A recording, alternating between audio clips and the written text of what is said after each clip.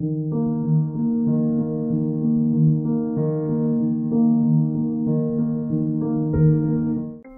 Rules of Love, Kerra, Konya, October 22, 1245. Beyond the closed door, Shams and Rumi were talking fervently about God knows what the other day. I knocked and entered without waiting for a response, carrying a tray with a plate of halva.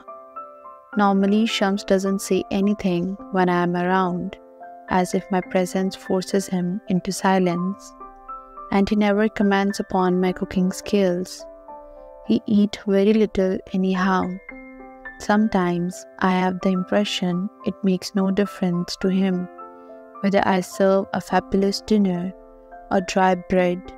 But this time, as soon as he took a bite from my halva, his eyes lit up.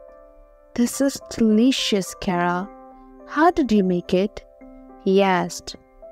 I don't know what came over me. Instead of seeing the compliment for what it was, I heard myself retort, "Why are you asking? Even if I told you how, you couldn't make it." Shams locked a level gaze into my eyes and nodded slightly as if he agreed what I had said. I waited for him to say something in return, but he just stood there, mute and calm. In a little while, I left the room and returned to the kitchen, thinking the incident was left behind, and I probably would not have remembered it again had it not been for what transpired this morning. I was churning butter by the hearth in the kitchen when I heard strange voices out in the courtyard. I rushed outside, only to witness the craziest scene ever. There were books every place, piled up in rickety towers, and still more books floating inside the fountain. From all the ink dissolving in it, the water in the fountain had turned vivid blue. With Rumi standing right there, Shams picked a book from the pile, the collected poems of Al-Muttanabi, eyed it with a grim expression, and tossed it into the water. No sooner had the book submerged than he reached for another. This time it was Athar's, the Book of Secrets.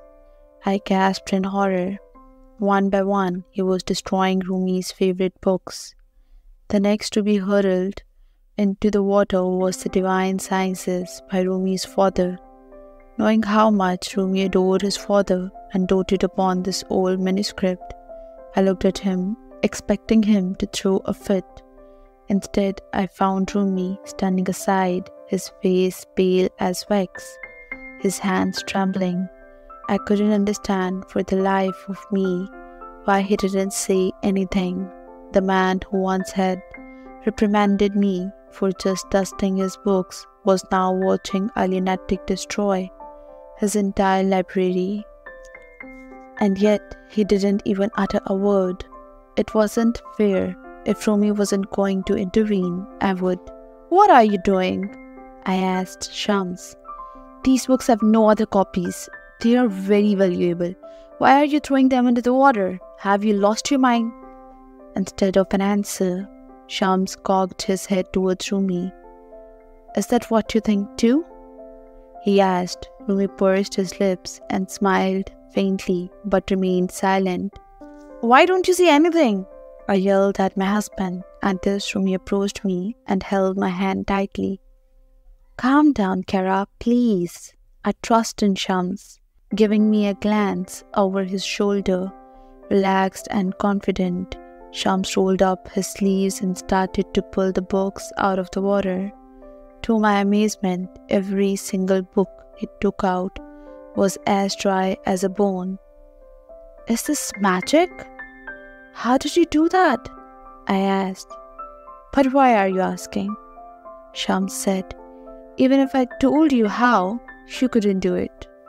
Trembling with anger, choking back sobs, I ran to the kitchen, which has become my sanctuary these days, and there, amid pots and pans, stacks of herbs and spices, I sat down and cried my heart out.